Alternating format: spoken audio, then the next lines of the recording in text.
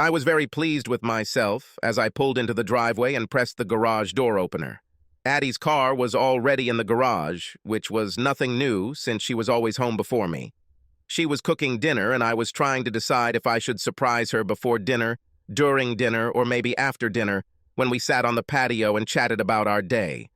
Our 25th wedding anniversary was in 3 weeks, so I got busy and found a 2-week cruise.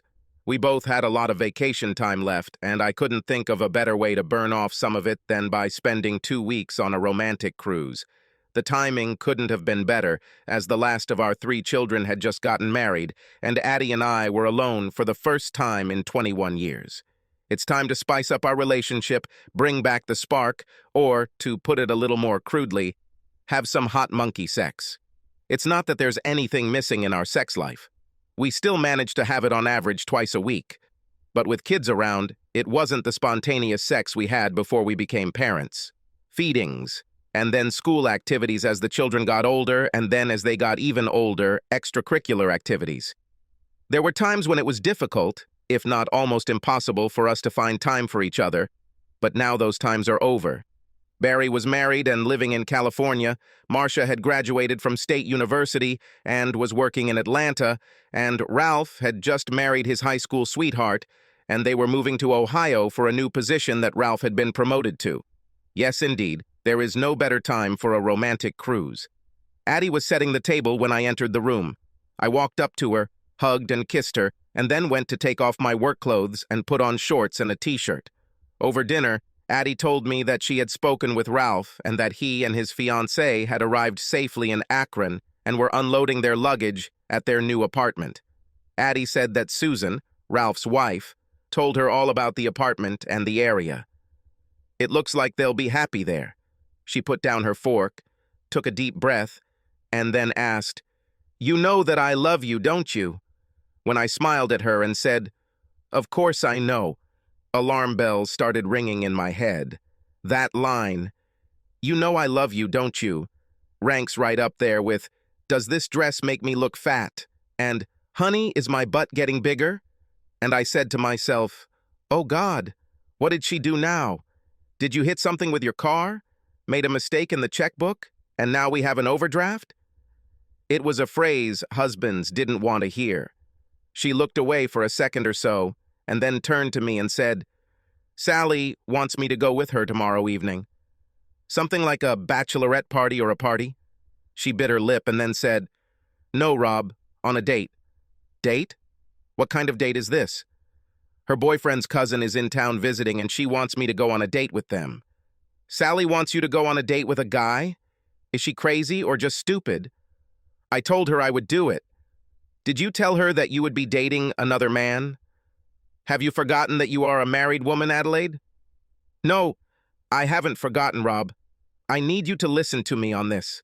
Listen to me and remember that I love you and want to spend my life with you. All these years that we were married, Rob, and they were wonderful years. I never had a climax. I started to open my mouth, but she raised her hand in a stop gesture and said, 'Let me finish. I love making love to you, but I never had a climax. I've read about them, and girls I know always talk about them, but I've never had one. I'll be 45 in a month, and I want a climax before it's too late. And you expect me to just go along with this madness? Are you crazy?' It won't hurt us, Rob. I still love you. It's just something I want to do for myself. It's already hurt us, Adelaide, or at least it's hurt me. 3 weeks until our 25th wedding anniversary, and you finally take the time to tell me that I'm a lousy lover and that I'm no good in the bedroom. Thanks, Adelaide. I really needed this." I stood up and Adelaide asked, "Where are you going? Get out. Please, Rob, And everything she was still going to say was interrupted by the door closing behind me. I drove to Bud's Bar and Grill and sat on a stool at the counter. I told Mavis to get me a beer, and then I sat there, drank it, and reviewed my life up to that point to see if I could come up with something that would alert me that my wife wasn't happy with my performance in bedroom. No matter how hard I tried, I couldn't come up with anything. Neither Adelaide nor I were virgins when we met, and we took to each other like ducklings to water. The lovemaking was full of enthusiasm and satisfaction, and Adelaide always wanted to do more. We had only been dating for a month when Adelaide asked me to move in with her, and then it was sex almost every night, and Adelaide seemed to really enjoy what I did for her. She was so satisfied that 6 months after we started living together, she began hinting at marriage. Based on how well we got along while living together, I thought we would make a strong couple. Until that night, I thought we had a wonderful marriage, and everything changed in less than half an hour. Adelaide told me that I hadn't done my job in over 25 years. It was a damn big blow to my ego, my pride as a man. But the worst thing was that my wife thought so little of me that she thought she could tell me that she was going to date another man and have sex with him, and that I would just sit there and go along with it. "What's going on, Rob?" Mavis asked, placing the 5th beer in front of me. "It's not like you to just sit here and drink, staring into space and peeling labels off beer bottles." "I have bad news tonight, Maeve. I just found out that my marriage has been a joke for over 25 years, and as you can see, the news was devastating to me." "Are you and Addie having problems?"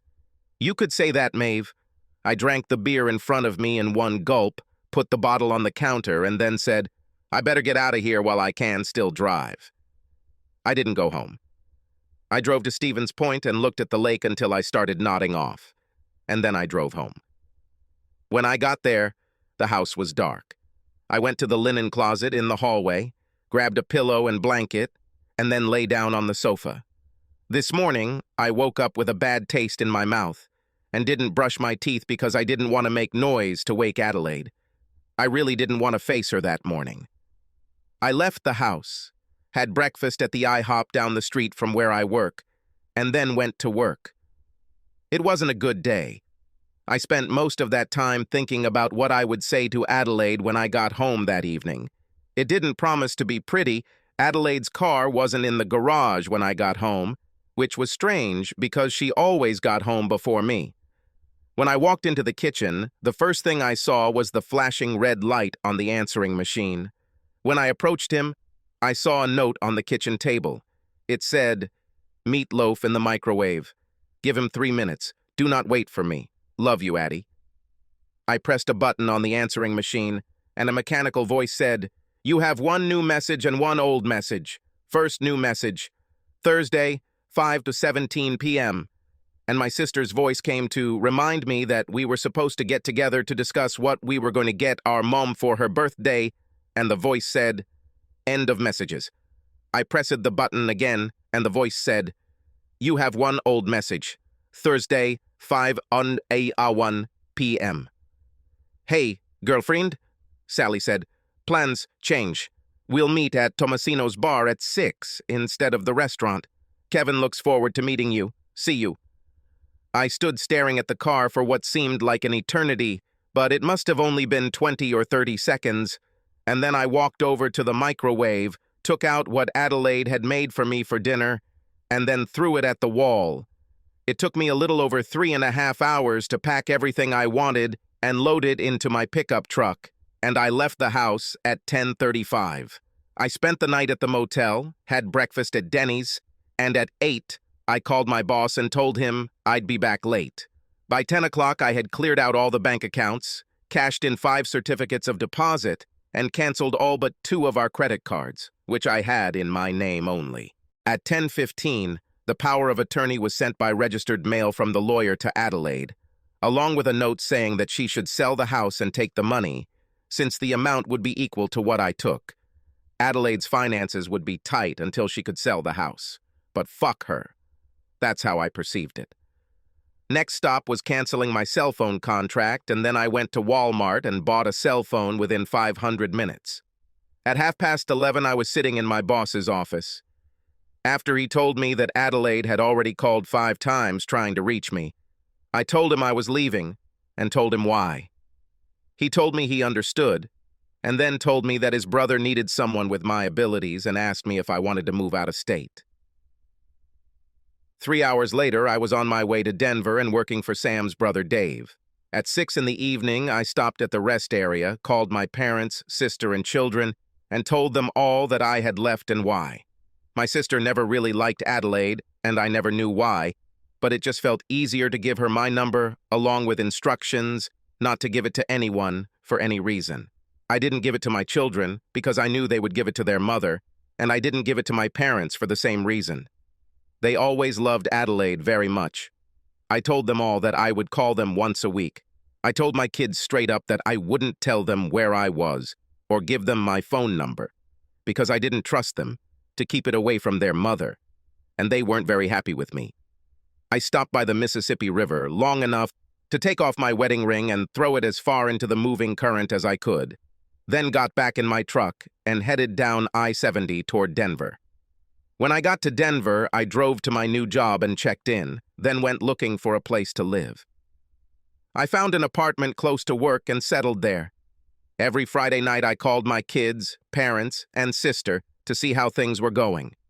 For the first 2 months, every call to the children ended with them begging me to call their mother. She was miserable, she was distraught, and she was hopeless. I finally told them that I had no intention of ever speaking to their mother again, and if they continued to pester me about her, I would call them once a month. My sister Bev never asked me to call Addie, but she told me that Adelaide kept begging her to connect Adelaide to me. I told her that nothing had changed, and I still had no intention of ever speaking to my wife again. My parents were the ones who really pissed me off, although it was probably my mom more than my dad. One Friday I called them, my mom answered, and we talked for a few minutes. I heard some noise in the background, and then, "Rob," said Adelaide's voice. "Please, dear." I hung up, and 2 months passed before I called my parents again. It was painful. I loved her for so long, and in fact, I still loved her, but I couldn't have anything to do with her after what she did. Gradually, over the following months, all mention of Adelaide disappeared. I never asked about her, and no one talked about her. I didn't worry about getting a divorce because I didn't see any point in wasting money. At my age, getting married again was out of the question, so I didn't need to be single again. If there was a divorce, it would be because Addie would go for it, and while she didn't know where I was to be served, her only option was to divorce me for desertion, and that didn't bother me at all. There were a few women around my age where I worked, and a couple of them showed interest in me, and I started dating. I behaved well on these dates because I thought it would be unwise to start something with a coworker. What if it didn't work? Working together would be awkward. On my third date with Jolene, she asked me what my story was, and I said, "What do you mean by my story?" By the end of the second date, I usually fight off the guy's advances, and here we are on our third date, and you haven't even tried to kiss me goodnight. You must like me a little. Otherwise, we wouldn't have had our third date. Tell me... I told her about my feelings about workplace romances, and she laughed and said, "Bullshit. In the 10 years I've worked here, I've slept with 4 guys who work with me. Do you see that I have some problems with my colleagues?" As far as I can tell, no. The reason I don't see any of them anymore is because each of them wanted to marry me, and that's not what I'm interested in. I want sex, without serious commitment. And as long as you don't obsess over me and try to get me to marry you, we can play together for as long as you want. When I drove her home that evening, I wanted to kiss her on the cheek, and she grabbed my tie and pulled me towards her. Jolene was the first woman other than Adelaide that I had touched in 25 years, and I had to admit that I was scared. I wasn't scared enough to run away, and I needed to, but I was scared because of how Adelaide made me feel inadequate. I warned Jolene that I might be in a bit of a hurry due to my long, dry spell, and she grinned evilly at me and said, "Then we better hurry up and get it out of the way first." It wasn't as fast as I thought, and my recovery time wasn't that long either. I was making love to Jolene, and at some point she cried out sharply, and her body trembled and shuddered. If this is what the climax was like, then I guess it's probably something I've never seen with my wife. Jolene noticed the way I was looking at her and asked what was wrong. "Nothing," I answered, "but I'm curious. Did you just climax? Did I have a climax? 2 small and 1 large? Why are you so interested?" I told her my story, and she said, "I can tell you about it, lover. The problem must be with her, because it sure as hell isn't with you." She began to caress me, and we set off again. After the 3rd time, I told her that I needed to go so I could get some sleep before getting up for work, and she said, "Shut up, my love. There's nothing I love more than waking up next to a warm man's body and then starting the day right." Jolene's idea to start the day right was to wake me up by caressing my manhood, followed by hot morning sex. She fed me a hearty breakfast, and then we went to work together. It was a great day for me, and I walked around in a fantastic mood. Jolene lifted me out of the hole that Adelaide's comments had driven me into.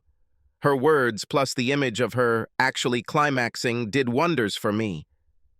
After that night, Jolene and I started talking regularly. We spent so much time in each other's company and in each other's beds that after about 6 months, I suggested we move in together. Jolene rejected this. The reason I never got married, honey, is because I can't stand living with anyone. I tried this a couple of times, and it just didn't work. I like living alone. Everything is going well for us, so let's just be happy with it. A year has passed, and many changes have occurred. Barry and his wife Nancy had a little girl, Ralph's wife Betsy was expecting a child, and Marcia became engaged. They all wanted to see me, and I wanted to see them. The problem was that I hadn't worked long enough at my job to accumulate enough vacation time to allow me to visit California, Georgia, and Ohio. I managed to take a couple of days off to visit my parents and sister, but they quickly passed, and although my mother insisted that I talk to Adelaide while I was there, and probably even called her to let her know I was there, I returned to Denver before Addie could respond to the information. I was afraid to let them visit me. Once they know where I am, it will only be a matter of time before one of them spills the beans to Adelaide. I was trying to figure out what to do when things got out of my control. My sister called me and told me that our parents had died in a car accident. There was no way I could avoid meeting Adelaide at the funeral.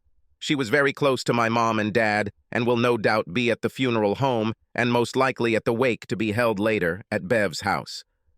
I spent a few hours at the funeral home making arrangements and then went to Bud's bar to calm down a little. Mavis was filling me in on what had been going on since I'd been gone when Adelaide slid onto the stool next to me and said, "Hi, Rob. How are you doing?" "Very good, Addie. How is the search for climaxes going?" Before she could respond, Mavis appeared and Adelaide ordered a vodka tonic. Mavis looked at me and asked, "Total score?" "No. The lady pays for herself." Adelaide flinched at this and then said to me, "There was no sex." Good old Kevin, not able to get the job done the first time. "There was no Kevin, Rob. I didn't go through this. If you would let me talk to you, I would be able to tell you this. I wouldn't believe you, so there was no point in talking to you." "It's true, Rob. Nothing happened." "That's how it was, Adelaide. It took me just over 4 hours to load my truck and get ready to leave. According to Sally's post, you met her and your fuck toy at 6. If you came back to the house by 7 and said you were home because you just couldn't get through it, I might, just might, believe you, but there was no way, no fucking way, for me to believe you.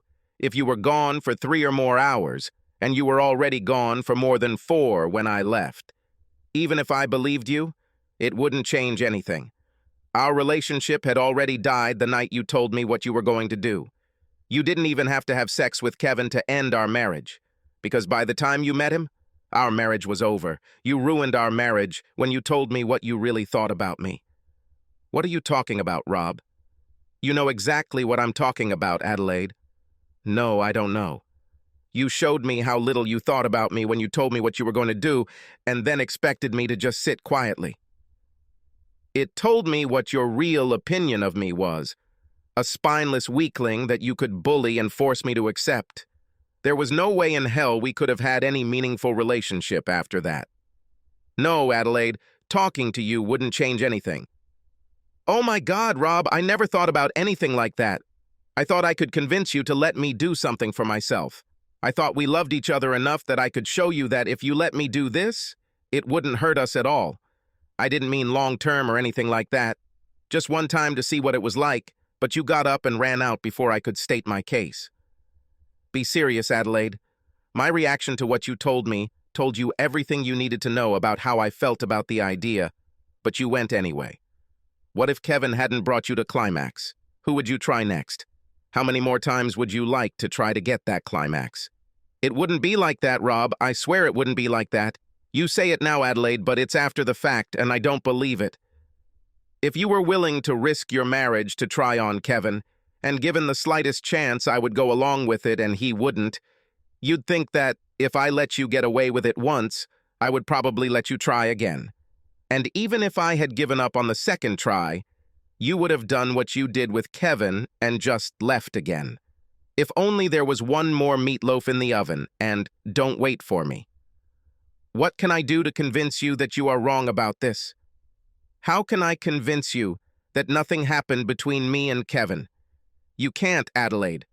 What you could have done, what you should have done, is come to me with your problems when you had them, so that we could work on them together to see if we could do something to solve the problems, but you didn't do this.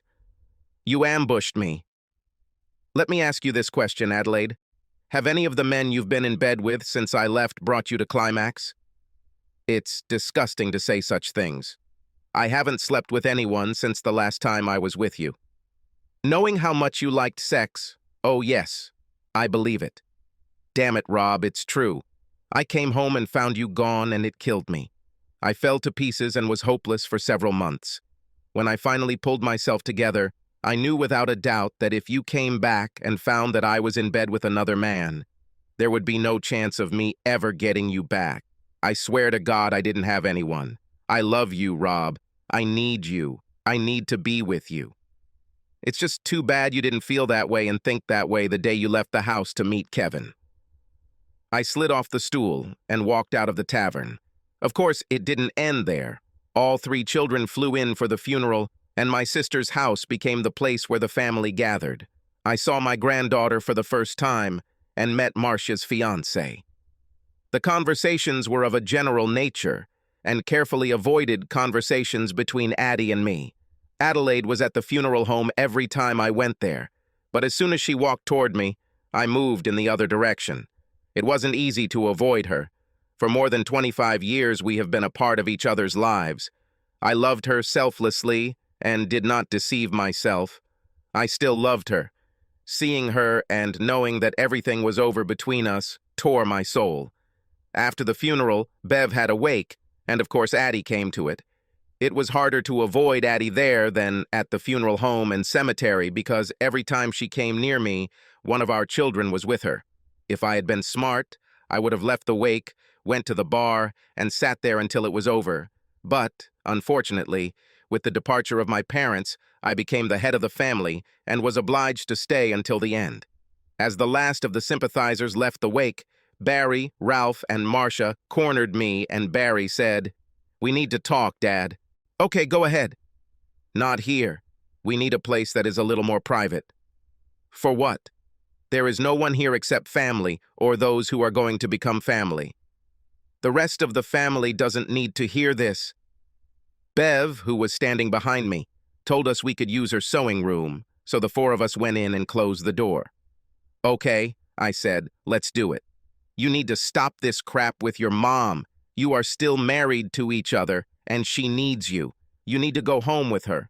I started talking, but he raised his hand and said, "Let me finish. Mom told us what she did, and all 3 of us thought she had to be brain dead to think she could hit you with it and not expect any consequences. And what's more, we told her so. But she didn't go for it. She pulled her head out of her ass just in time to retreat and return home to you. That's what she says. But if she didn't go through with it, what did she do from the time she was supposed to meet her new boyfriend in bed at 6 until she got home? I wasn't packed, loaded, and ready to leave until almost 11.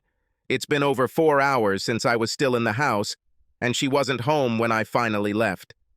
There is no way I can be sure that nothing happened during those hours, but it does not matter. As I told her the last time we spoke, our marriage ended when she told me what she was going to do. This is the key, and remember, she told me what she was going to do. Forget the blow to my ego, my male pride. Our marriage collapsed when she told me how low she really thought of me. Mom told us what you told her at Murphy's, but Dad, you're full of crap. Mom didn't tell you anything like that. It was just the way you chose to interpret what she said. You were angry with her from the very beginning when she told you that she never had a climax. You took this as a blow to your manhood and moved on. Why the hell didn't you look her in the eye and tell her maybe it wasn't your fault? Why did you just put up with it? Why didn't you fight back instead of running away in anger? Why the hell did you let 5 minutes ruin a 25-year marriage? It was a wonderful marriage. We all knew this. You knew that. Mom just listened to a bunch of girlfriends and let what they told her make her stupid. Marcia entered the conversation. You were a little brainless yourself, Dad. The father I grew up with would look my mother in the eye and say, "Fuck you. It will be over my dead body." And then he would attack the problem. I looked at my youngest. Are you going to jump on me too, Ralph? It is not necessary. All I'd like to do is say what Barry and Marcia have already said, except I might put a little more emphasis on what Marcia said. The father who raised me would not have run away. He would have fought back. Well, I'm sorry that I disappointed you all so much, but nothing has changed. You weren't there when your mother looked me straight in the eyes and told me she was going on a date with another man to see if he could bring her to climax. She didn't get nervous, didn't stutter, and didn't look away from me. She calmly and thoughtfully told me that she was going to have sex with another man. To answer the question why I did not resist, I will simply say that at that moment I didn't want this. If she could do this to me after 25 years, then, as far as I understood, I had nothing to fight for. Frankly, at that moment I didn't want to look at your mother anymore. I didn't run away, as you so elegantly put it, in a rage. Your mother ruined our marriage, and there was no point in staying here with her anymore. And there could be no solution to the problem because as soon as your mother went on that date, in my mind she became an unfaithful slut. She claims she came to her senses and didn't go through with it, but I don't believe it. Not for 1 minute. She wasn't home when I returned from work. She met her lover at 6 and was still gone when I left shortly before 11. Get this firmly ingrained in your heads. Your mother ruined our marriage. I have nothing to do with this. I'm moving on with my life, and I'm happy where this life is now, and I see no reason to change it. I'm sorry your mother is unhappy in her situation, but she did it herself. As far as I understand, the issue is closed, and I do not intend to return to it again. Are we all clear on this? Sorry, Dad, Barry said, but I have to take Mom's side on this. Me too, Marcia said. I looked at Ralph, and he just looked at me and shrugged. So be it, I said, and left the room. I said goodnight to Bev and went to the room I was using. I packed my things, got everything ready to leave in the morning, and then went to bed. How did you cope with everything? Jolene asked me on my first day of work. Badly. Burying my parents was hard enough, but my wife was always there, and that only made it worse. Then my kids attacked me, trying to get back together with her, and when I said no, they told me they were on her side. In general, the trip was not at all pleasant. Well, honey, you need to look at this from the other side. Which? Is there another side to this? You're back, and your stress reliever is sitting here, ready to relieve that stress. She relieved my stress several times that evening after work and then did everything she could to relieve that stress for the rest of the week. And I was glad to be able to say she got the job done. 2 months flew by unnoticed. The work was going well. My relationship with Jolene was going well. And then life got complicated again. I was having dinner with Jolene at Angelina's when Adelaide came to our table and poured a glass of water over Jolene's head. This is my husband, with whom you are sitting, a tramp, and if you don't get away from him, I will claw your eyes out. Jolene had a margarita in her hand and threw the drink in Adelaide's face, then jumped out of her seat in a flash. She slammed her open palm hard into Adelaide's face, causing Adelaide to stagger, and then Adelaide lowered her head and lunged at Jolene. There was a lot of hair pulling, slapping, screaming, and yelling. It took 3 of us to separate them, and when that was done, Andre, the head waiter, politely but firmly asked us to leave. No problem, Andre, just hold her, I said, pointing at Adelaide, until we leave. I don't want to continue this in the parking lot. I took Jolene's hand, and we left. When we got into the car, Jolene said, "You didn't tell me that you brought your wife with you when you returned from the funeral. I have no idea how she ended up here. Of course, I didn't bring her with me. I can't even imagine why she's here. Don't be stupid, Rob, even though I know why she's here. You know? Then please enlighten me. She's here to fight for you. She told you this when she gave me a bath. What do you mean? I believe her exact words were, "This is my husband you are sitting with." And she put a lot of emphasis on the "my husband" part. She stated her rights in no uncertain terms. I do not believe in this. More than once I let her know in no uncertain terms that it was all over between us. She obviously decided that it wasn't so. We were silent the rest of the way to her house. As I walked her to the door, I said, "I'm sorry that the evening was ruined and that you had to go through that." "This is wrong. It was the most fun I've had in years." She pulled me into the bedroom and said, "All we have to do now is give this night the perfect ending." She was wild and insatiable.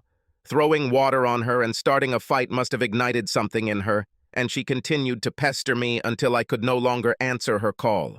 The irony when I thought about it was that she had gotten into an argument with a woman who told me I couldn't make her climax. But that night Jolene had more climaxes than I could remember. I fell asleep in Jolene's arms. In the morning, Jolene woke me up and we had fantastic sex again. When we finished, she propped herself up on her elbow and kissed me. "Thank you, my love. It was the perfect ending." "Thank you, baby. It was a pleasure. I won't be in the office today. I'm meeting with clients, so I won't see you until this evening." "Nothing else will happen, lover." When I said it was a perfect ending, I was talking about our personal relationship. "Why? What have I done?" "You didn't do anything, love, but when I looked into your wife's eyes tonight, I saw that she was determined to get you back. I won't be the one to stand in her way." "That doesn't make sense, Jolene." "I told you, she's finished. Perhaps as far as you are concerned, but not as far as she is concerned. She obviously decided that she would get you back, despite what you told her. I will not interfere with such strong love. I've never made a secret of where we are, Rob. Good friends and bed buddies, and that's all it was ever meant to be. If your wife fights for you, she will not fight with me." When I returned to my house, I found Adelaide sitting on the steps of my porch. "What the hell are you doing here, Adelaide?" "You are my husband, Rob. Where are you going and all that stuff? How did you find me?"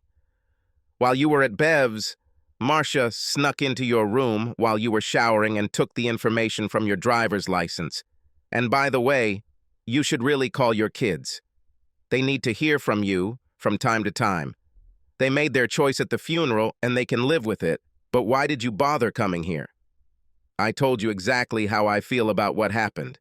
I noticed that despite what you said, you did not divorce me. Why waste money? I don't need to be single since I never plan to get married again. That's good because I would have fought it and all we would have achieved was helping two lawyers maintain their standard of living. Why would you struggle to keep someone in your life who doesn't want you? How about it because I want you? I loved you for more than 25 years and never stopped loving you. Okay, maybe I was being stupid when I thought that with 25 wonderful years tying us together, you would give me a little leeway in what I wanted to try. After all, it was just supposed to be sex. There would be no romance, and it would only happen once. If it hadn't brought me to climax 2, I would have decided that I was the problem. That's like saying that if you climaxed with him, the problem would be me, and in your opinion, I would become less masculine because I wouldn't be able to do my job. What if the climax was so wonderful that you just had to experience more of it? What then? I thought about these things, Rob, and that's part of the reason I never went through it. Call me naive or just plain stupid, but I honestly thought I could convince you to let me try it once and that it wouldn't hurt us. When I met Kevin, he was nice enough, but I got the feeling he thought I was just some married tramp having a good time and cheating on her husband. As the evening wore on, the thought kept lingering in my mind, and I finally realized that cheating on you is exactly what I would do if I went through with it. If you had said okay when I brought it up, it wouldn't have been cheating, but you didn't say okay. You just ran out of the house. I couldn't go through with it. When the dinner, drinks, and dancing were over, Sally suggested we all go to her house, and I told them I would meet them there, but I got in the car and drove straight home. I got there at 10:45, but you weren't there. I saw the sauce on the wall and the dinner I left for you on the floor. I thought you must have gone to the bar, so I sat down and waited for you to come home. When you weren't home at 3:30, I got up to go to bed, and that's when I noticed that your things were missing. I was blown to pieces. I did nothing but drink and dance that night, Rob, and I haven't had a man since the last time you and I made love. The problem is that I don't believe you, Adelaide. I'm ready to take a lie detector test, Rob. If you can find someone to do it, I'll even inject my arm with truth serum. And that leaves only two things. Complete nonsense because I thought you were a weakling, and that you were less of a man because you never drove me crazy until the climax. There's no way I could have spent 25 years with you if you were a spineless weakling. If this was what I thought about you, you would have seen plenty of evidence of it long before that night. Think about it, Rob. Could we have had 25 wonderful years if I had not loved and respected you as a man, husband, and father? The same applies to the climax. Have you ever thought that maybe instead of you not being able to give it to me, it was I who was not being able to have it? I wanted to see what it was like, to experience it for myself, and I asked you to let me try. I never once said that you were not courageous enough or that you lacked something. I just said that I never had one. Now I understand that it was an idiotic thing to do, but I was sure that in 25 years you would understand that I loved you and did not humiliate you. I love you, Rob. I need you. Please, Rob, please let me back into your life. My life is here now, Adelaide. Like mine, Rob. I quit my job, put my house on the market, and moved here. There was no way I could bring you back from 900 miles away. I looked at her for a few seconds and then said, I'm not promising anything, Adelaide, but maybe we can date for a while and see what happens. She rushed to me and started crying. You won't regret it, Rob. I promise you that you won't regret it. We met once or twice a week for about a month, and then it was 3 or 4 times a week. 4 months later, Addie moved in with me, and 5 months later, it was as if nothing had happened. She seemed to have made it her life's work to pamper me. We made love 4 and 5 times a week, and although I never brought her to climax, it was never mentioned. My relationship with my children is still a little strained. I'm not at all happy that they sided with their mother. I didn't expect them to side with me, but I at least expected them to remain neutral. Jolene and I are still good friends, and at our company picnic, she walked up to Addie and told her she was glad we were back together. They hit it off and started having lunch together a couple times a month. We even go dancing from time to time with Jolene and whoever happens to be her current bed buddy. It was one of those nights when I was dancing with Jolene and she said, "Are you glad I kicked you out of my bed?" Very. I knew it was right. She's obviously good for you. You've become much calmer since you got back to her. Adelaide. I watched Rob dance with Jolene and thanked God for the 1,000th time that my gamble had paid off. I prayed that Rob wouldn't accept my offer to take a lie detector test. There was no way in hell I could have gone through with it because that night I went to bed with Kevin and we had sex 3 times before I got home at 2:30 in the morning to find Rob gone. Kevin didn't bring me to climax, nor did most of the dozen or so others who followed him. 2 of them were good, and while I enjoyed them, they couldn't replace the love I received from Rob on a regular basis. A year and a half wasted looking for something that had already been found once turned out to be not worth the search costs. When the music ended, I saw Jolene lean over and kiss Rob on the cheek, and as they walked back to the table, I thought how lucky I was that she was the woman she was. If she was the type who wanted to get married, I definitely wouldn't bring Rob back. But I did get him back, and it would be a cold day in hell before I let him go again. Subscribe to our channel so that your second chaff doesn't cheat on you, and go ahead and listen to the next story, because this story is nothing compared to the next one. If you're under 18, don't even think about listening to the next one.